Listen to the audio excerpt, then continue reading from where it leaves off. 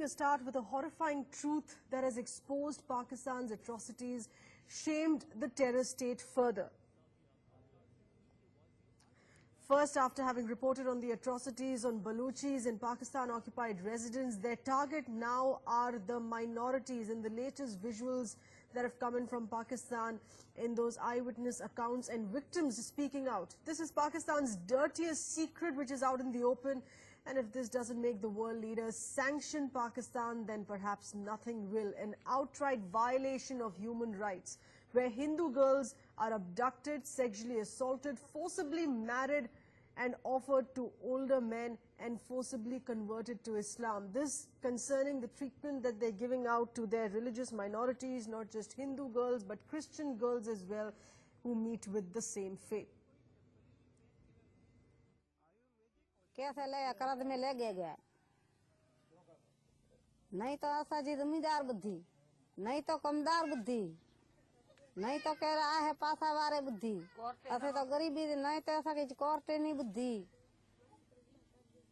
टंडालिया वारे कोर्टे कौन बुद्धि ऐसा जी तो गरीब बुद्धि ऐसे जो क्या कौन बुद्धि धिक्का ऐसा के दिना कढ़िया बार रोरी छोकरी के लेके गया मेरे ऊपर बदिन जिले में हमला हुआ था, उमरकोट में हमला हुआ था मेरे ऊपर, इधर मेरे घर पर हमला हुआ था, 2 चक्कर तो मेरे घर पर हमला हुआ, इस घर पर 2 चक्कर हमला हुआ है। अभी डॉक्टर है इधर ग्रीन वाले यही सोच रहे हैं तभी आपको पता नहीं इधर को मार नहीं जावे, हम सारे मिलके आपकी मदद करें तो आप शहर में आ जाओ तो सही बात है।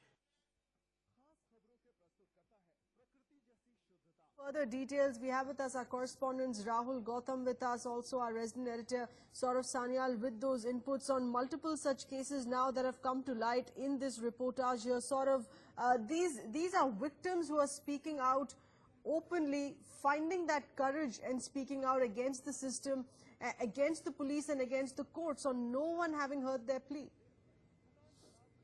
The shocker of a story, Sahar, which has come out from Pakistan, and this reveals the state of affairs, the shocking state of affairs that is, which prevails in large parts of Pakistan, and that is something which is now the norm, particularly in pockets of interior Pakistan.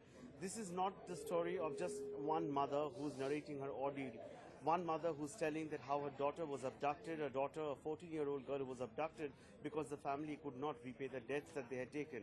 This is a story which is coming in from each and every corner of Pakistan, particularly the Sindh province, we are told, where there's gross violation of human rights, and these people who are literally at the receiving end, they have no one to turn to. The police turns them away, the lawmakers simply refuse to listen to them, and these powerful money lenders who are behind, who have formed this unholy nexus, they are the ones who essentially target girls, underage girls from the minority communities, be it Hindus or be it Christians. So this is the sad story really, Sahar, that is coming out. In fact, if I can just quickly update you, you know, we have got some figures which tells us that over 2 million Pakistanis essentially live as modern slaves according to the 2016 Global Slavery Index. So this is a shocking statement really, which kind of lays bare the dark underbelly of Pakistan. It is a story of deprivation, it is a story of persecution, it is a story of how the minorities in Pakistan are treated, and literally treated like cattle, literally treated even worse than animals. So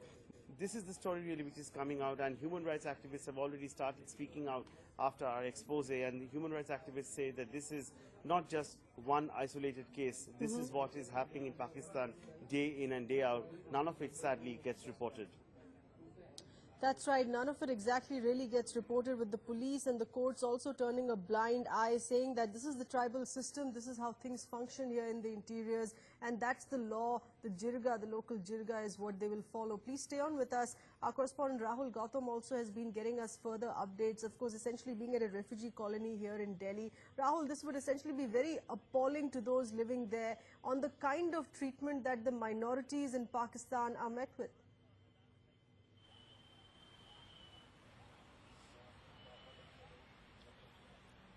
Well, absolutely. The 120 families that stay here at Majnu Ka Tila, which is a temporary settlement, had come from Sindh. And a short while ago, a right activist was with us, with our channel, and he categorically said that this problem is very rampant in Sindh. And these families have come from Sindh region only. The short while ago, one of the gentlemen here was a Pakistani Hindu migrant who had come in India in 2000, was saying that he grew up while seeing all these horrific incidents, and there was no administration or police mechanism was there to help them. I also have some women with me. Let's talk to them and ask as to what was the ground situation there and how problematic was that. आप बताइए, जब आप वहाँ पे जो अमीर जो money lender होते हैं, साहूकार लोग होते हैं, पैसे नहीं देते हैं, तो उसके बाद वो लड़कियों को उठा के ले जाते हैं, घर का सामान उठा के ले, कितना मुश्किल था जब आप पाकिस्तान में थे? बहुत डर लगता था वहाँ पे हमारे को। जब खेती बाड़ी पोखने जाते, जब मजदूरी मिलती थी वो ले जाते थे। ऐसे बच्चे और जवान लड़की हो जाती है, उसको उठा के ले जाते हैं, छोटी उम्र में शादी कर देते हैं।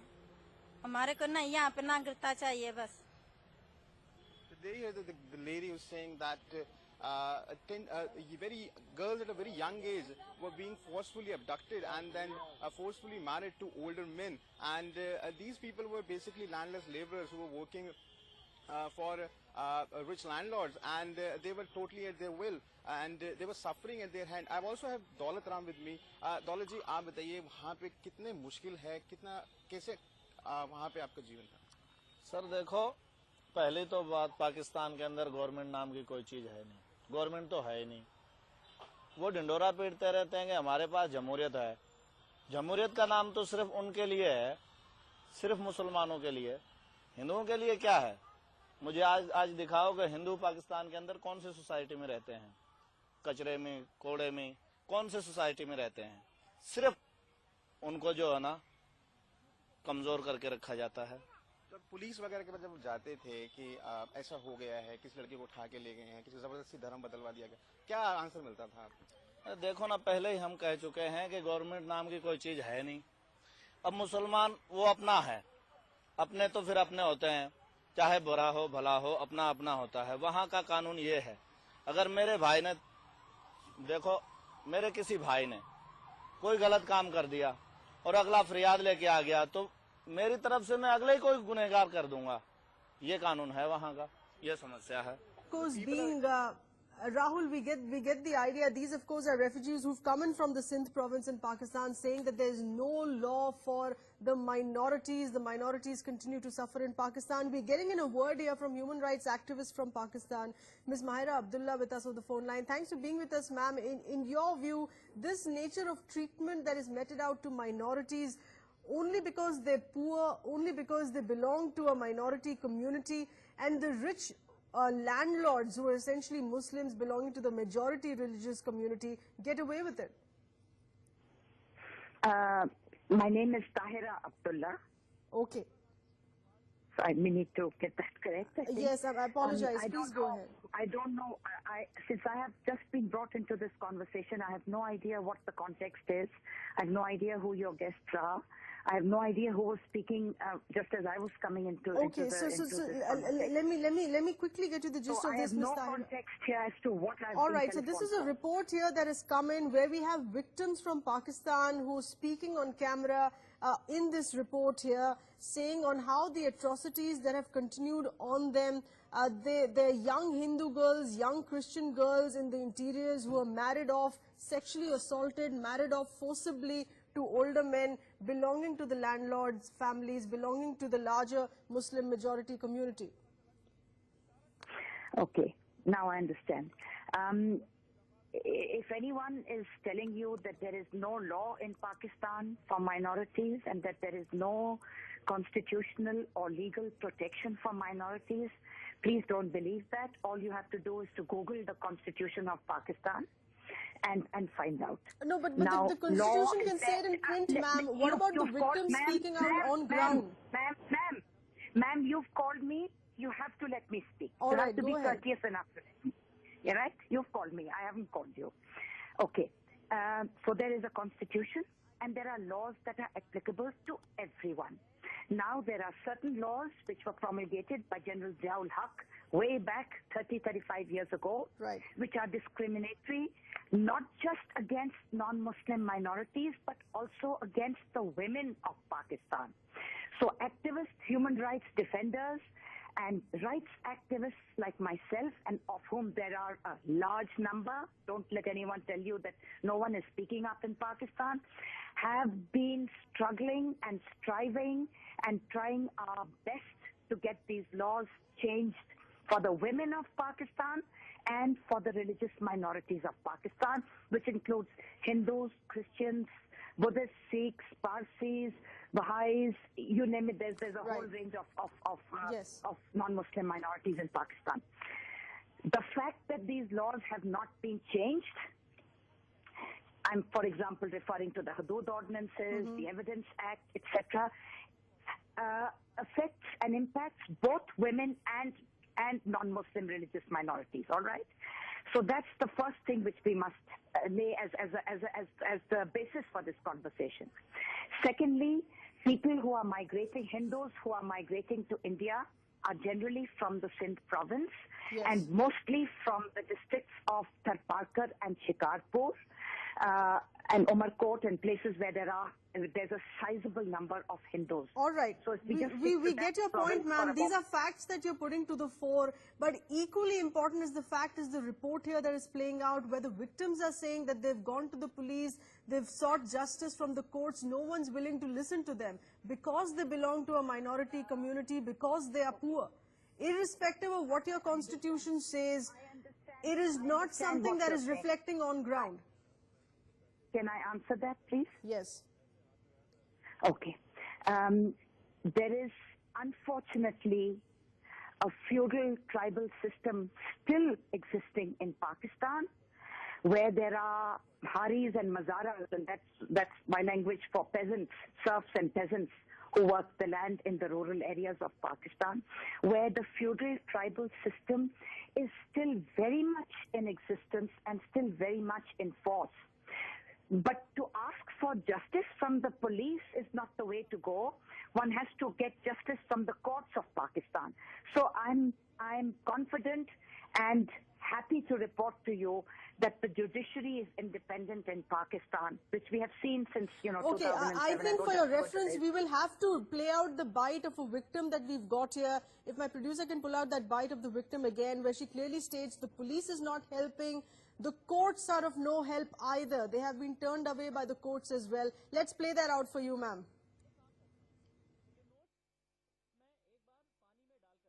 कैसे ले करद में ले गए नहीं तो ऐसा जी जमींदार बुद्धि नहीं तो कमदार बुद्धि नहीं तो कह रहा है पासा वारे बुद्धि ऐसे तो गरीबी नहीं तो ऐसा कि कोर्टे नहीं बुद्धि टंडालिया वारे कोर्टे कौन बुद्धि ऐसा जी तो गरीब बुद्धि ऐसे जो क्या कौन बुद्धि धिक्का ऐसा के दिना कढ़िया बार जोरी छोकरी के लेके गया Ms. Tahira, if you managed to understand the dialect there that she was speaking. No, it's in a language that I don't understand. Okay, so the transcript to that, of course, is where she says she went to the police, she went to her neighbors, she went to the court, she went to the manager, whoever she thought is in a position to help did not help. She does clearly mention the courts as well. I would very strongly challenge the contention that she went to the courts. Going to the police is not going to help because police in the rural areas, in the feudal areas, the whole world knows this. This is not breaking news. The police is not independent in the feudal stronghold. No, but why do you think that she would not have been turned away by the courts when she's saying it herself?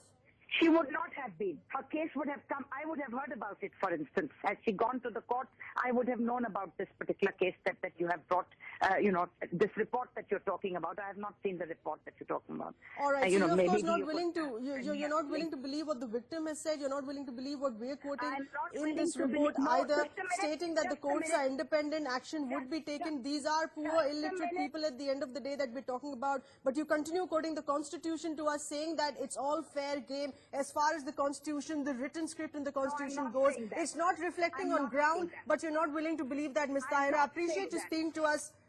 Let's get in a word here from Ms. Zohra Yusuf, Pakistan human rights activist with us. Ms. Yusuf, thanks for being with us. In your view, this report here that is playing out, it's reflecting reality on ground. Are you willing to believe it? Which report are you referring to? Ma'am, this report that is coming from Pakistan where we have victims, women, girls who are speaking out on camera saying that because they belong to a religious minority, they are married off, they're sexually abused, they're married off to landlords, money lenders, powerful people who belong to the majority, religious majority community.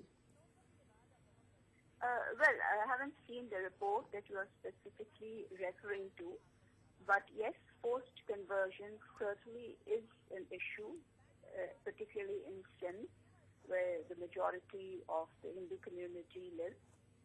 But the Sindh Assembly passed a law against forced conversion recently, and there is pressure from some religious elements to go back on the law, but I am assured by members of the Sindh Assembly that they will not go back and the law will remain.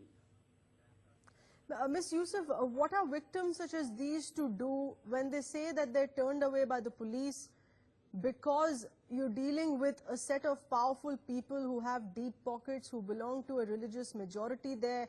When they say that they're turned down by the police, they're turned down by the courts, what are these poor, illiterate, helpless victims to do?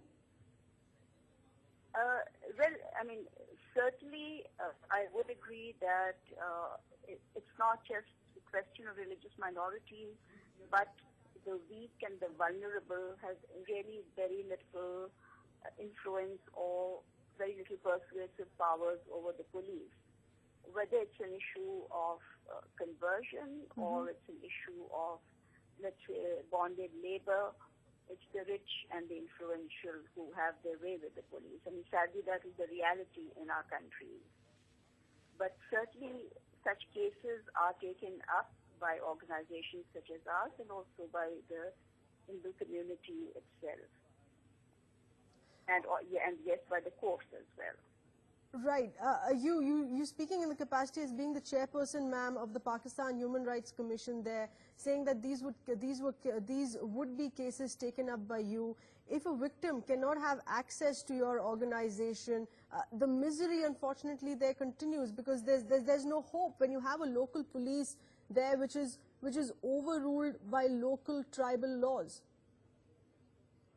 Well, there are no, let's say, tribal laws as such. There are certain, customs, etc. But certainly, as I said, that, a law has been passed against conversions, forced conversions, but enforcement does take time. It's still awaiting approval, but it's just been sort of passed last week, so it's awaiting approval by the governor. And as I said, we hope it will change the situation on the ground in time to come. But laws are really just a starting point. You need political will to bring about change. All right, appreciate you speaking to us on this, on a balanced, honest view here that's coming from Ms. Zohra Yusuf, chairperson of the Pakistan Human Rights Commission, here speaking to us on this very issue, on this atrocity that continues to plague society there. We'll leave it at that. We're continuing with the focus on this in just a bit. Back in